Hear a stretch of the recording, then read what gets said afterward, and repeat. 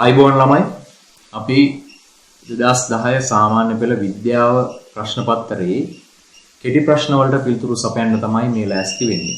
මේ වීඩියෝ එක බලන්න ඉස්සෙල්ලා ඕගොල්ලෝ try එකක් දාන්න ප්‍රශ්න 40කට පිළිතුරු සපයන්න. සමහර පාඩම් උගන්වලා නැහැ තමයි. හැබැයි දන්න පාඩම් වලට අදාළ ප්‍රශ්න තියෙනවනේ. ඒවට පිළිතුරු සපයලා මේ වීඩියෝ එක බලන්න. එතකොට තමන්ගේ උත්තරවල නිවැරදිතාවය ඕගොල්ලන්ට පරීක්ෂා කරගන්න පුළුවන්. පැහැදිලිනේ? එතකොට කාලය තියලම පේපර් එක කරන්න. කාලය ලැබෙන්නේ ඕගොල්ලෝ දන්නවා ප්‍රශ්න 40කට උත්තර ලියන්න කාලය ලැබෙන්නේ මිනිත්තු 60යි. එතකොට මිනිත්තු 60ක් කියලා කියන්නේ එක ප්‍රශ්නයකට මිනිත්තු 1කමාරක විතර කාලයක් තමයි ඕගොල්ලන්ට ලැබෙන්නේ. හැබැයි සමහර ප්‍රශ්න තියෙනවා මිනිත්තු 1කමාරට කලින් මේ ප්‍රශ්න වලට පිළිතුරු ලබා ගන්න පුළුවන්. ඉක්මනින් පිළිතුරු ලබා ගන්න පුළුවන්. ඒ වගේම තමයි සමහර ප්‍රශ්න වලට කාලය වැඩියෙන් යනවා. එතකොට කාලය වැඩියෙන් යන ප්‍රශ්න වලට අවශ්‍ය කරන කාලය හොයාගන්නේ අතනේ. ඒ කියන්නේ අර ඉක්මනින් පිළිතුරු සපයන ප්‍රශ්න තියෙනවානේ. ඒ වල කාලය ඕගොල්ලන්ට ඉතුරු වෙනවා. කොහොම වුණත් පිළිතුරු සපයද්දී අපහසු ප්‍රශ්නයක් ආවොත් ඒක පැහැදිලිව ලකුණු කරලා ඉදිරියට යන්න ඕන. නැත්නම් පැයක කාලය එහෙ අනිත් පැත්ත බලලා මේ පැත්ත බලද්දී කාලය ඉවර වෙලා. පැහැදිලිනේ? හරි. අපි පළවෙනි ප්‍රශ්නෙට යමු. පරිසරයේ ඇති මල කාබනික ද්‍රව්‍ය බිඳ හෙළන ජීවීන් හඳුන්වනු ලබන්නේ. ඒ කියන්නේ කාබනික ද්‍රව්‍ය සරල කොටස් බවට පත් කරන ජීවීන් කවුද කියලා අහන්නේ. ශාකභක්ෂකයින් මේ වැඩේ කරනවද? නෑ. ශාකභක්ෂකයින් කියන්නේ ශාකමය ද්‍රව්‍ය ආහාර කරගන්න ජීවීන්. නෑ ඒගොල්ලන්ට ඒක කරන්න බෑ. පරපෝෂිතයින්. නෑ පරපෝෂිතයෙක් කියන්නේ ජීවියෙක් තවත් ජීවියෙක් මත පෝෂණය සඳහා යැපෙන කෙනෙක්. නේ එයාට අර මල කාබනික ද්‍රව්‍ය බිඳ හෙළීමක් කරන්න බෑ. ඊළඟට නිෂ්පාදකයින් කියන්නේ කවුද? අපි දන්නවා පරිසරයෙන් නිෂ්පාදකයින් විදිහට අපි සලකන්නේ හරිත ශාක නේද? හරිත ශාක වලට අමතරව තවත් ජීවීන් ඉන්නවා. ඩයටම් වගේ කට්ටිය ඉන්නවා. හරිත ඇල්ගී ඉන්නවනේ. හරි ප්‍රධාන වශයෙන් ඉන්නේ හරිත ශාක. ඊළඟට අවසාන උත්තරය තමයි වියෝජකයින්. අන්න පිළිතුර. පරිසරයේ තියෙන මල කාබනික ද්‍රව්‍ය බිඳහෙලීම කරන්නේ කවුද? වියෝජකයින්. මෙතනට වියෝජකයෝ විදිහට ප්‍රධාන වශයෙන් දිලීර සහ බැක්ටීරියා අයත් වෙනවා. දෙවැනි ප්‍රශ්නය. ද්විබීජපත්‍රී ශාක පෙන්වන ලක්ෂණයක් වන්නේ. ද්විබීජපත්‍රී ශාක ගැන ඔයගොල්ලන්ට මතකයි. 10 ශ්‍රේණියේදී තියෙන්නේ. එතකොට පළවෙනි උත්තරේ දීලා තියෙනවා මුදුන් මුලක් සහිත මූල පද්ධතියක් තිබීම. හොඳට පාඩම් කරලා තිබ්බනම් මේ පළවෙනි පිළිතුරම නිවැරදි කියන එක ඔයගොල්ලෝ දන්නවා. එහෙනම් ද්විබීජපත්‍රී ශාක පෙන්වන ලක්ෂණයක් වන්නේ පිළිතුර එන්නේ එක. හැබැයි අපි ඊතුරු පිළිතුරු ගැන පොඩ්ඩක් බලමුකෝ. මේ පේපර් එක අපිට ආපහු ලැබෙන්නේ නැහැ නේ ඔයගොල්ලන්ට 2020 දී. එහෙනම් මේ පිළිතුරු ගැන අපි මේ ප්‍රශ්න ඇසුරෙන් තවත් වපසරියක් කතා කරන්න ඕනේ. හරි මේ බලන්න දෙවෙනි එක. පත්‍රවල සමාන්තර නාට්‍ය වින්‍යාසයක් තිබීම.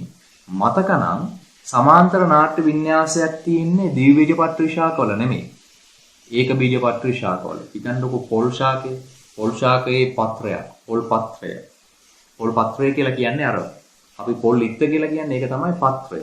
මොනවද අපි එතකොට අර පොල් පොලේ කියලා ගලවලා ගන්න මොනවද? ආයේ පත්‍රිකා. ඒ පත්‍රිකාවක අපි බැලුවොත් එහෙම පේනවා සමාන්තර නාරටි තමයි තියෙන්නේ.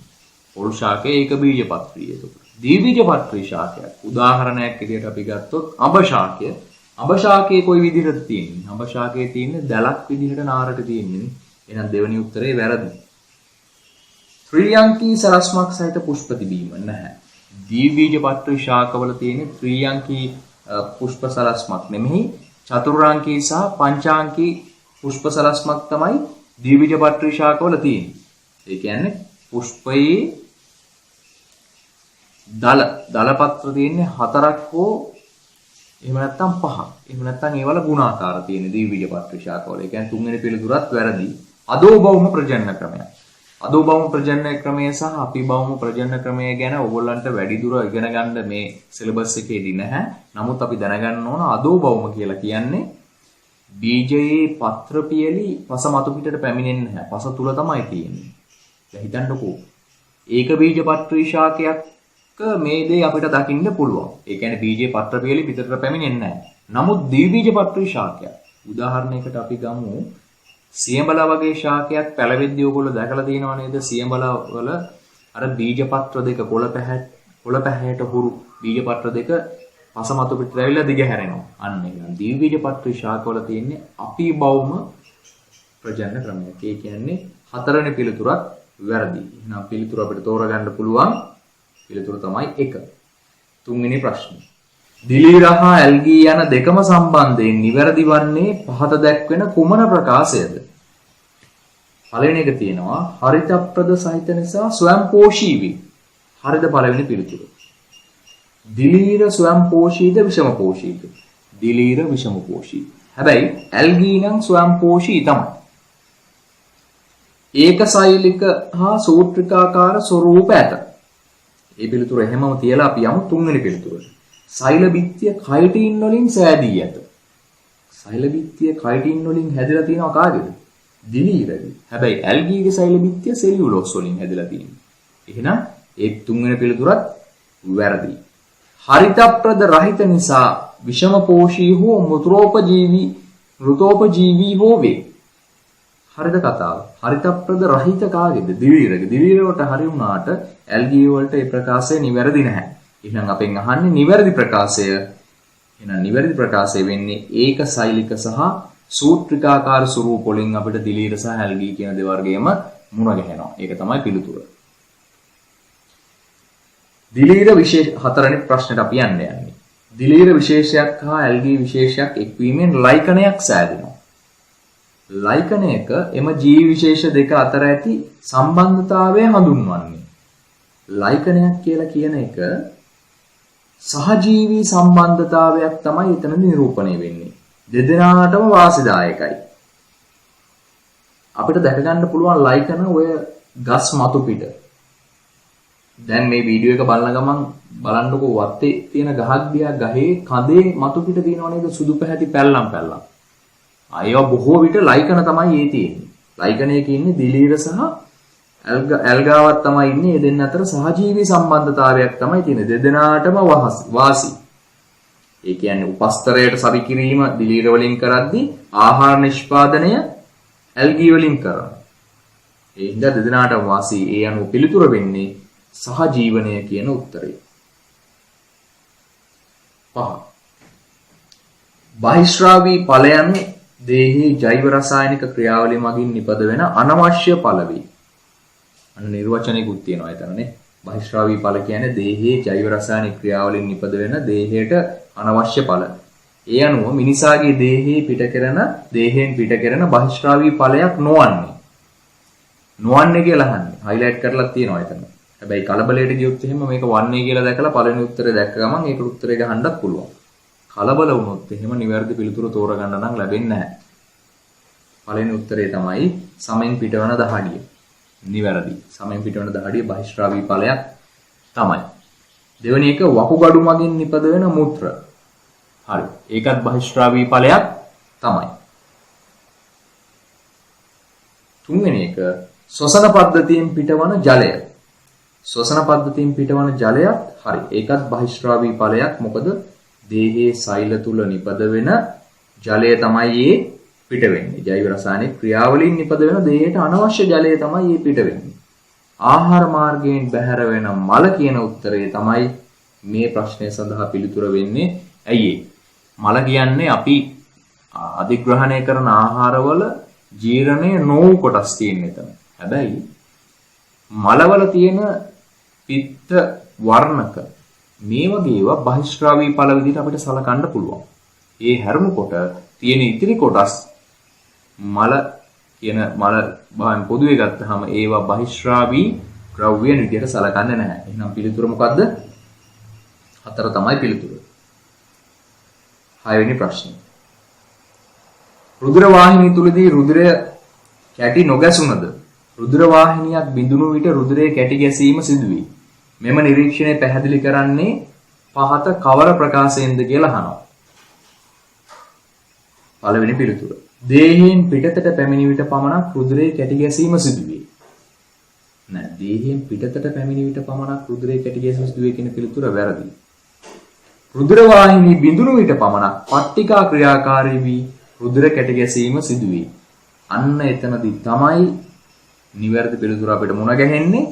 රුධිර වාහිනී බිඳුනහම එතනදී රුධිර පට්ටිකානේ රුධිර කැට ගැසීමට උපකාරී වෙන්නේ. රුධිර පට්ටිකා එතනදී ක්‍රියාත්මක වෙලා දැලක් විදිහට මේ විවෘත වෙච්ච ස්ථානය ආවරණය කරනවා රුධිර පට්ටිකා වලින් නිපද වෙන කෙඳි වර්ගය. ෆයිබ්‍රින් කියන කෙඳි වර්ගය. මෙතනදී යම් ක්‍රියාවලියක් සිද්ධ වෙලා තමයි මේ ෆයිබ්‍රින් කෙඳි නිපද වෙන්නේ. ඒ ගැන ඔයගොල්ලන්ගේ සිලබස් එකේ නැති හින්දා ඒ ගැන සාකච්ඡා කරන්නේ නැහැ අපි. එතකොට මේ ෆයිබ්‍රින් කෙඳි අතරට රුධිර සෛල ඇවිල්ලා හිර වුණාම රුධිර ගැලීම නතර වෙනවා. එහෙම නැත්නම් රුධිරය දිගින් දිගටම වහනය වෙලා ජීවියා මේ යන්න උනක් පුළුවන්. එහෙනම් පිළිතුර 2. රුධිර තුන්වෙනි උත්තරේ රුධිර පට්ටිකා කැටියක් ලෙස එකතු වී ඒවට අනෙක් සෛල තැන්පත් වීමෙන් රුධිර කැට ගැසීම සිදුවේ. රුධිර පට්ටිකා එකතු වීම සිද්ධ වෙන්නේ මම කලින් කිව්වනේ. රුධිර පට්ටිකාවලින් නිපදවන යම් ද්‍රව්‍යයක් හින්දා තමයි මේක සිද්ධ වෙන්නේ. රුධිර සෛල ජීවී සෛල නිසා දේහය තුල කැටි නොගැසුණද පිටතදී අජීවී වීම නිසා කැටි ගැසීම සිදුවේ. නෑ ඒකත් පිළිතුර නෙමෙයි. ඒ අනුව 6 වෙනි ප්‍රශ්නෙට පිළිතුර වෙන්නේ 2. 7 වෙනි ප්‍රශ්නය. ස්වයං සාධක ස්නායු පද්ධතිය අනුවේගී කොටස මගින් සිදු කරන කාර්යයක් වන්නේ. අනුවේගී සහ ප්‍රත්‍යානුවේගී කියලා ස්වයං සාධක ස්නායු පද්ධතියේ කොටස් දෙකක් තියෙනවා ළමයි. එතකොට හිතන්නකො හදිසි අවස්ථාව. මොන දැන් බල්ලෙක් පන්නගෙන එනවා. හදිසි අවස්ථාවන්නේ. මේ වෙලාවේදී අපේ ඇඟේ සිද්ධ වෙන ක්‍රියාකාරකම් ටික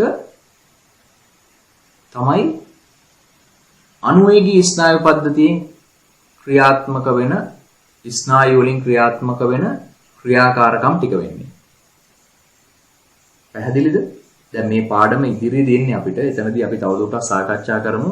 ස්වයං සාධක දැන්ට මතක තියාගන්න. ස්වයං සාධක ස්නායු පද්ධතිය කොටස් දෙකයි.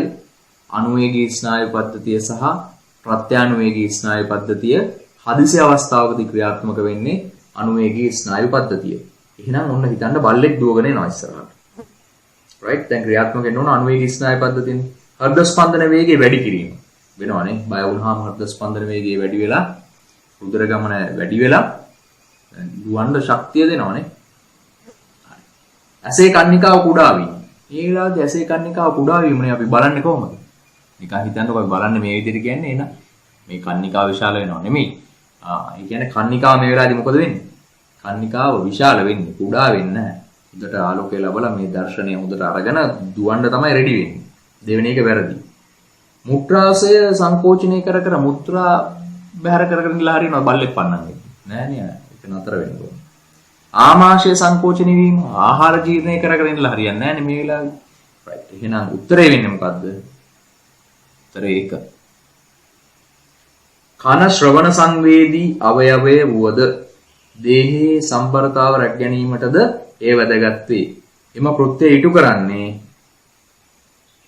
බාහිර කනේ කර්ණපට හා පටලයයි, මැද කනේ කර්ණ අස්තිකා 3යි, ඇතුළු කනේ අර්ධ චක්‍රාකාර නාල කොටසයි, කන රසනිකාව හා සම්බන්ධ කරන යුෂ්ඨේකීය නාලයයි. මොකද්ද පිළිතුරු? පිළිතුරු තමයි ඇතුළු කනේ අර්ධ චක්‍රාකාර නාල කොටස තමයි මේ දේ කරන්නේ. උත්තරේ යනුව 3.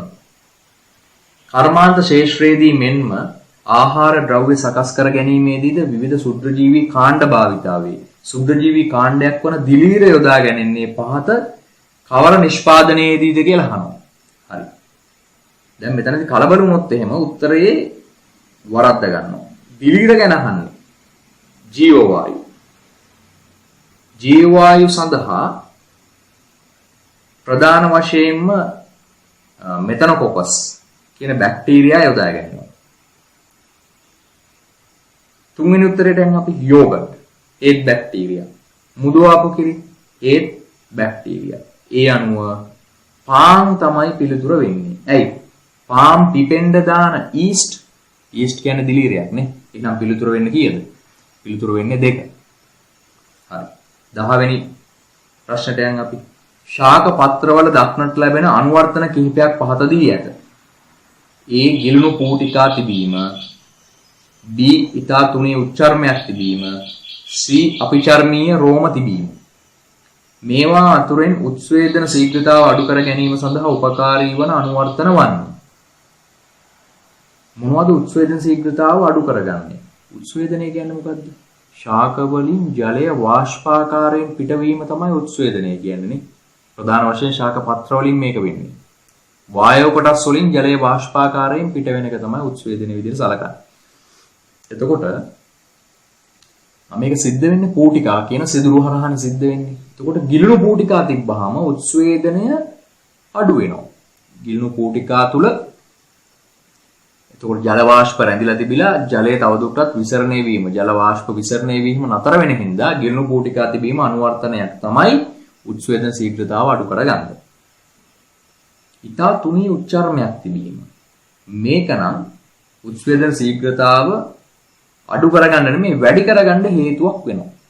උච්චාරණය තුනී කියන්නේ ජලයේ වාෂ්පාකාරයෙන් පිටවීමට පහසු වෙනවානේ. අපිචර්මීය රෝම තිබීම.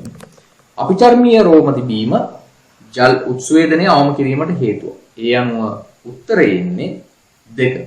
E හා C පමණයි. 11 වෙනි ප්‍රශ්නේ.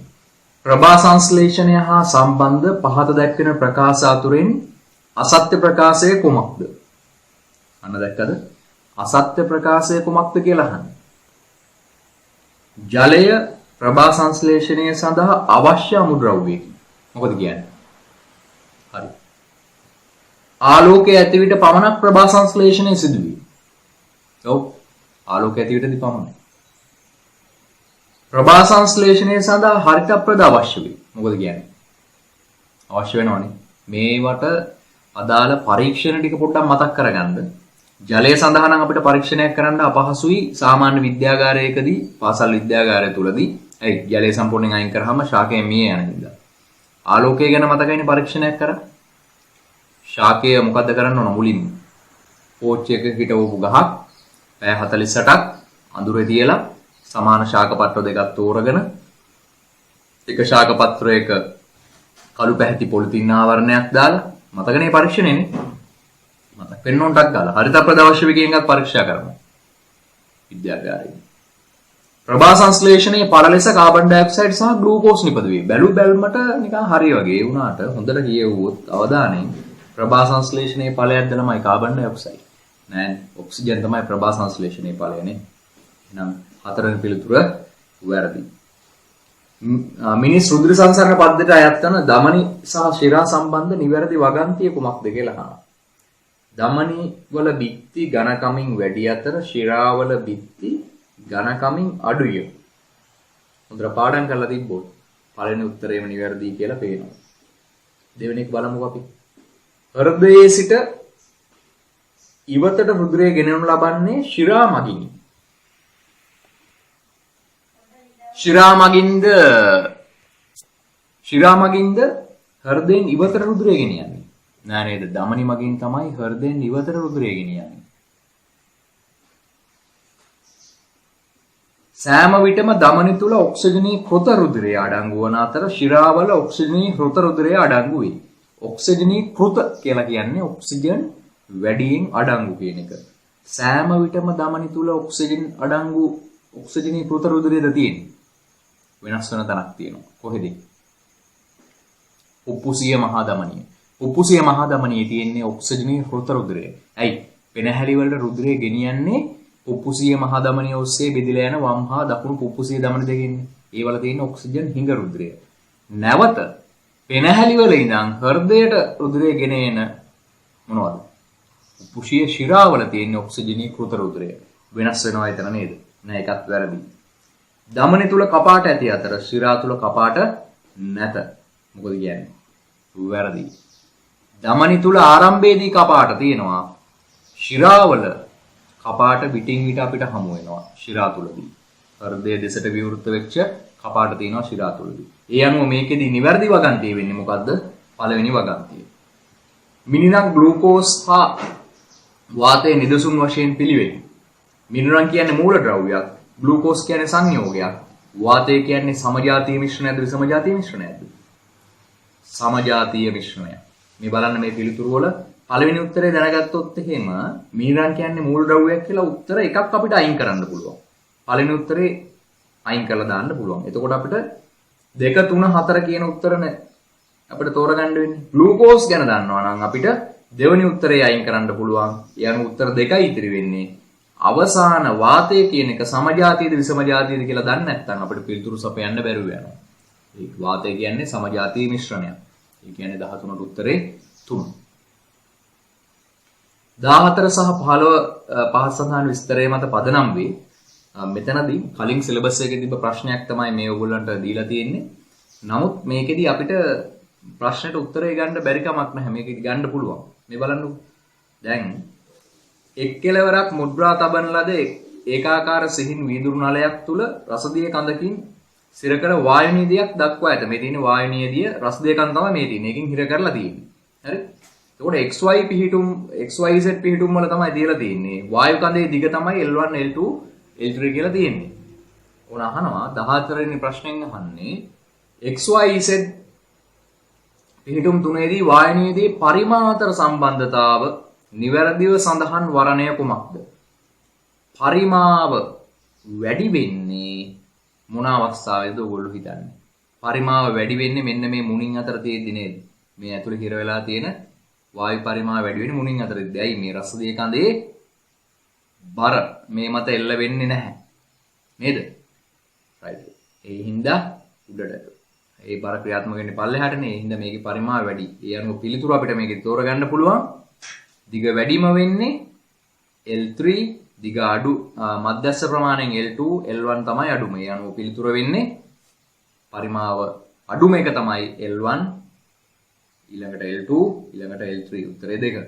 වායු කඳේ දිග සහ වායු නියදියේ පීඩනය අතර මොකද වෙන්නේ? වායු කඳේ දිග වැඩි වෙද්දී පීඩනය. මෙතනදී පීඩනය මොකද? L3ේදී.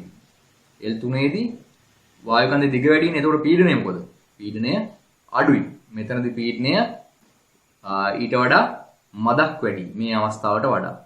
මේ අවස්ථාවේදී පළවෙනි අවස්ථාවේදී X අවස්ථාවේදී පීඩනය වැඩි මගයක් ගන්නවා. ඒ අනුව ප්‍රස්ථාරය ලැබෙනවා මෙන්න මේ හතරවෙනි ආකාරයේ හැඩයට. අපි 10 වෙනි ප්‍රශ්නෙට යමු.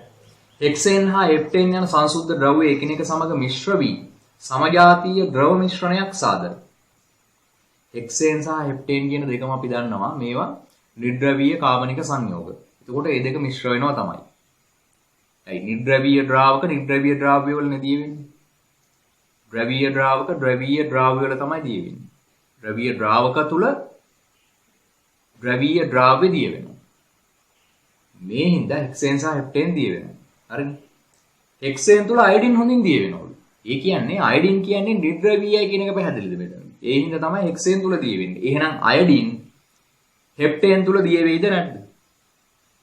දී වෙනවනේ. ඇයි? ඒකත් මොකද? ඒකත් නිර්ද්‍රවීයයි. ඒ හින්දානේ hexane සහ heptane මිශ්‍ර වුනේ.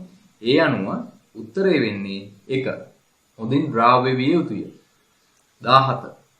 තනුක හයිඩ්‍රොක්ලෝරික් අම්ලය අඩංගු බීකරයකට සෝඩියම් හයිඩ්‍රොක්සයිඩ් ද්‍රාවණයක් එකතු කළ විට බීකරය උණුසුම් වන බව නිරීක්ෂණය කරන ලදී.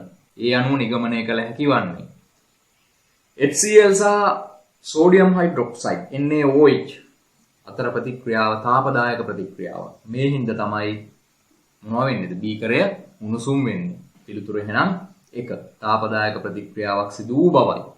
දෙවෙනි එක හරියද? තාප අවශෝෂක ප්‍රතික්‍රියාවක් සිදු වූ බව. නෑ වැරදි ඒක. ප්‍රතික්‍රියාවේ ඩෙල්ටා H ධනාගයක් ගන්නා බවයි.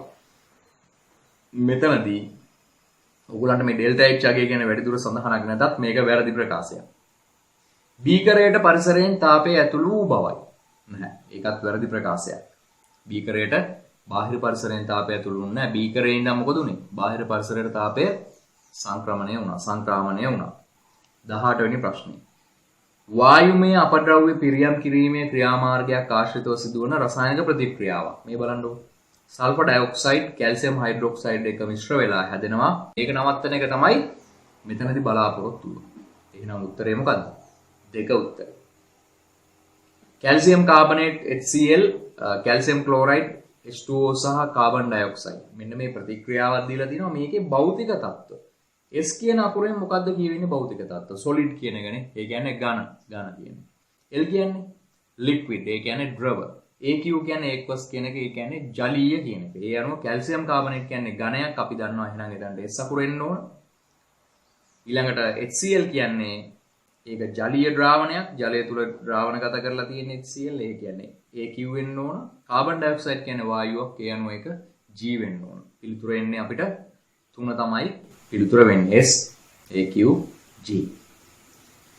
ඝන සෝඩියම් හයිඩ්‍රොක්සයිඩ් ග්‍රෑම් 4ක් යොදා පහත සඳහන් ප්‍රතික්‍රියාව සිදු කිරීමේදී පිට වූ තාප ප්‍රමාණය කිලෝජූල් 7ක් විය. මොන ප්‍රතික්‍රියාව දීලා තියෙනවා. මේ ගාන හදන්න පොඩි ගණනය කිරීමක් කරන්න වෙනවා. ගන්නකො පෑන අතට. මතකද ස්කන්ධය සහ මවුල අතර සම්බන්ධතාවය දක්වන සමීකරණයක් තිබ්බා. උන ලියා ගන්න. මවුල ගණන සමානයි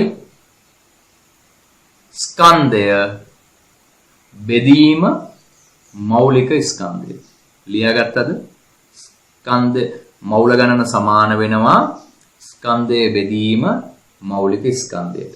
මුලින්ම අපි බලමු මේ අහන්නේ දැන් එම ප්‍රතික්‍රියාවට අනුව සෝඩියම් හයිඩ්‍රොක්සයිඩ් මෞලයක් ප්‍රතික්‍රියා වීම ආශ්‍රිත තාප විපර්යාසය කොපමණද කියලා නහන්නේ. දැන් සෝඩියම් හයිඩ්‍රොක්සයිඩ් ග්‍රෑම් 4ක තියෙන මෞල ගාන මුලින්ම අපි හොයාගමු. ඒ කියන්නේ ස්කන්ධය ග්‍රෑම් 4යි. අන්න ඔබට ග්‍රෑම් 4 දැම්මා. මෞලික ස්කන්ධය හොයාගන්න දත්ත ටික දීලා තියෙනවා. ඒ අනුව මෞලික ස්කන්ධය එනවා මෞලයට ග්‍රෑම් 40ක් කියලා එනවා. ගාන හදලා බලන්නකෝ. කොහොමද මෞලයට ග්‍රෑම් 40 ගාන හදාගත්තේ? NaOH. Na වල සාපේක්ෂ පරමාණු ස්කන්ධය 23යි. O වල 16යි. හයිඩ්‍රජන් වල 1යි. ඕකේ Vg එකතුව ගත්තාම එනවා 40ක්. ඒ කියන්නේ මෞලයට ග්‍රෑම් 40යි. ඒ අනුව 4 බෙදීම 40යි. ඒ කියන්නේ 10න් 1යි. එතන මෙතන මෞල ගාන 0.1යි. මෞල 0.1කට තමයි කිලෝජූල් 7ක තාප ප්‍රමාණයක් පිට උනේ. එහෙනම් අපි බලන්න ඕන මෞල 1කට. එහෙනම් 7 බෙදීම 0.1 වැඩි කිරීම 1. ඒ කියන්නේ එතකොට කීයද උත්තර එන්නේ? 70යි නේ. ඒ කියන්නේ උත්තරේ මෞලයට කිලෝජූල් 70යි. දෙවැනි උත්තරේ. 21 වෙනි ප්‍රශ්නය. කෑමට ගන්න ලුණු නියදියක් තිත්ත රසයෙන් යුතු වූ අතර වාතයට නිරාවරණය වනසේ තැබූ විට තෙත් විය. මෙම නිරීක්ෂණ පිළිබඳව නිවැරදි විද්‍යාත්මක පැහැදිලි කිරීම කුමක්ද කියලා අහනවා. දැන් පළවෙනි උත්තරේ බලන්න. සෝඩියම් ක්ලෝරයිඩ් අඩංගුවේ විලීන වී ඇත. මේ වාතයට නිරාවරණය වුණාම තෙත් වෙන්න හේතුව තමයි සෝඩියම් ක්ලෝරයිඩ් කියන ලවණය නෙමෙයි. මැග්නීසියම් ක්ලෝරයිඩ් සහ මැග්නීසියම් සල්ෆේට් කියන ලවණ. එතකොට මැග්නීසියම් ක්ලෝරයිඩ් සහ මැග්නීසියම් සල්ෆේට් වල තිත්ත ගතියක් තියෙනවා.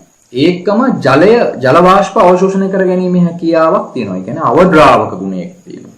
අන්න ඒ හින්දා පිළිතුර වෙන්නේ 4. මැග්නීසියම් ක්ලෝරයිඩ් අඩංගුය ඒ අවද්‍රාවක ගුණයෙන් යුක්තය. මැග්නීසියම් ක්ලෝරයිඩ් වලට අමතරව මැග්නීසියම් සල්ෆේට් මේ ගුණයෙන් යුක්තයි.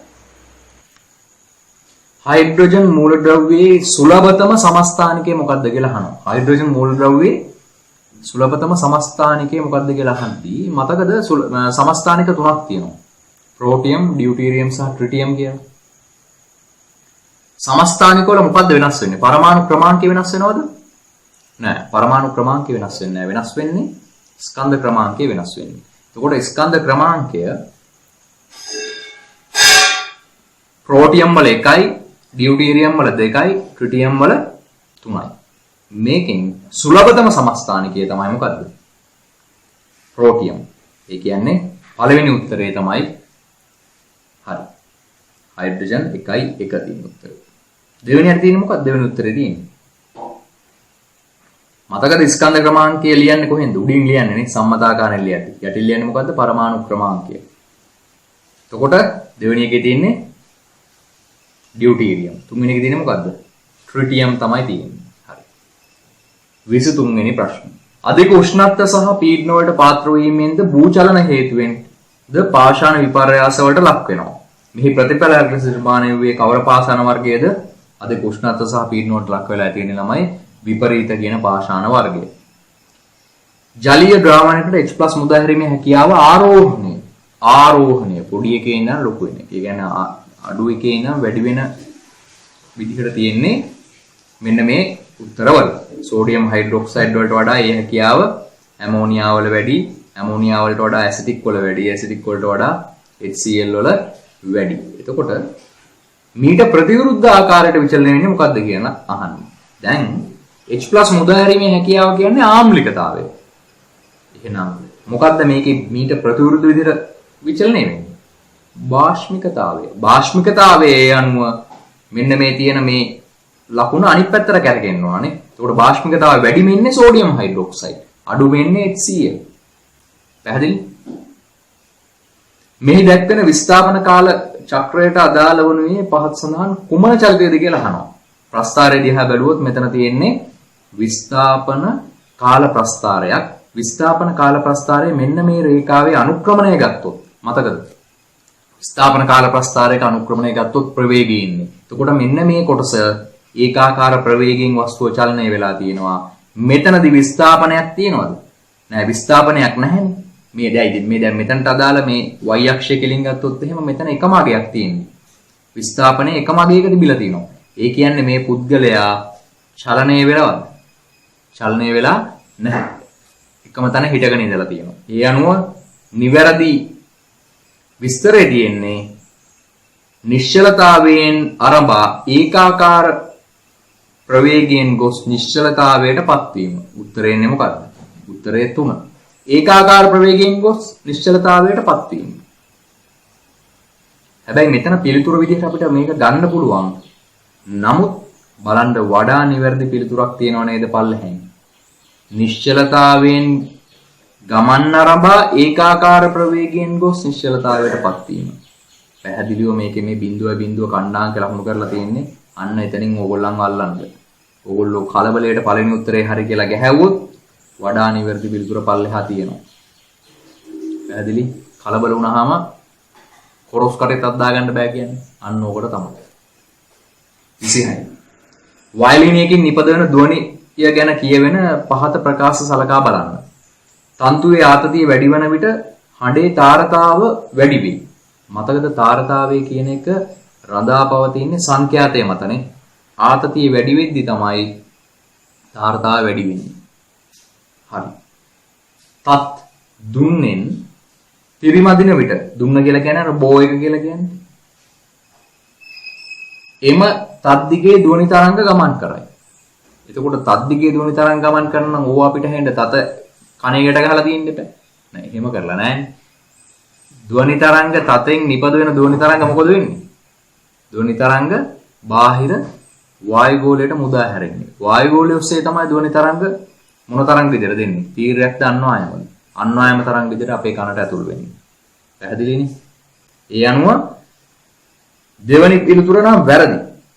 දැන් මෙතනදී මේ බලන්න මේ ඉහත ප්‍රකාශ වලින් සත්‍ය වන්නේ කියලා අහන්නේ. දැන් මේක පොඩ්ඩක් අපි මේ ප්‍රශ්න කියවලා මෙතනින් මේ උත්තරවලදී බලාපොරොත්තු වෙන්නේ මොකද්ද කියලා මාක් කරන් මේක බැලුවොත් එහෙම ඉහත ප්‍රකාශ වලින් සත්‍ය වන්නේ. එහෙනම් හරි ඒව ටික අහන්නේ. පළවෙනි එක ගානෙන් අපි හරියක් දාගත්තා. දෙවෙනි එක ගානෙන් වැරද්දක් දාගත්තා. පැන්සලෙන් දාගන්න මේක. ඊට පස්සේ පේටිකාවෙන් සිදුවන්නේ වැඩි වාත පෘෂ්ඨයකට ධ්වනි සම්ප්‍රේෂණය වීමට සැලැස්වීමයි. හරි.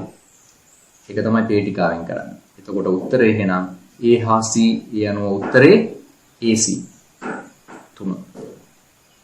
27.